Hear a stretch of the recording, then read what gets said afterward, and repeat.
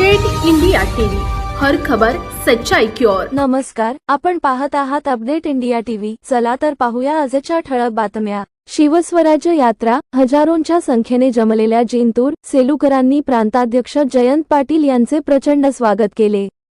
खासदार अमोल कोल्हे, संसदरत्न खासदार फौजिया खान, आमदार राजेश टोपे, युवक प्रदेशाध्यक्ष मेहबूब शेख, जिल्हाध्यक्ष विजयराव गव्हाणे साहेब यांच्यासह पदाधिकारी प्रमुख नेत्यांच्या उपस्थितीत शिवस्वराज्य यात्रेची भव्य सभा पार पडली।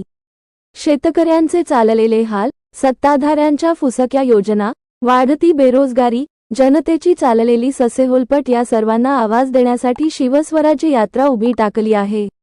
राज्यातील गावागावात, शहरात जाऊन जनतेच्या प्रश्नांना आम्ही वाचा फोडतोय।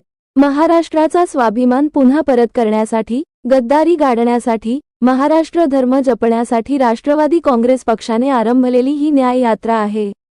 जिंतूर सेलूकरांची ही विशाल संख्येने उपस्थिती आमचा उत्साह वाढवत आहे। बेलगाम, हुकुमशाही सरकारला आणि त्यांच्या प्रतिनिधींना, शेतकरी कष्टकऱ्यांच्या या शत्रूंना सत्तेतून खाली खेचा, असा चौफेर हल्ला प्रांताध्यक्ष जयंत पाटील साहेबांनी सरकारवर चढवला।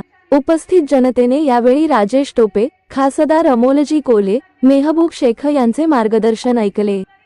सभेतील उत्साह अवर्णनीय होता। जिंतूर सेलू मतदारसंघातील प्रत्येक गावातून कार्यकर्ते जिंतूर शहरात पोहोचले होते। याप्रसंगी सर्वांशी संवाद साधला। शिवस्वराज्य यात्रा घेऊन निघालेल्या आदरणीय प्रांताध्यक्ष साहेब, पक्ष पदाधिकाऱ्यांचे आभार।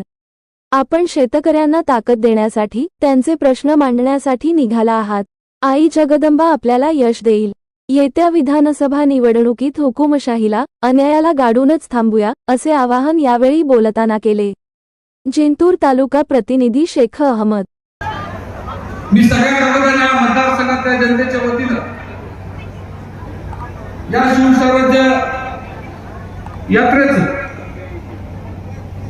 सगळ्या शेतकऱ्यांच्या वतीनं, सर्व माझ्या युवकांच्या वतीनं, माझ्या महिलांच्या वतीनं शरदचंद्रजी पवार साहेबांचा दिल्लीपर्यंत गेला पाहिजे। शरदचंद्रजी पवार साहेबांचा, जयंत पाटील साहेबांचा, अमोलजी कोल्हे साहेबांचा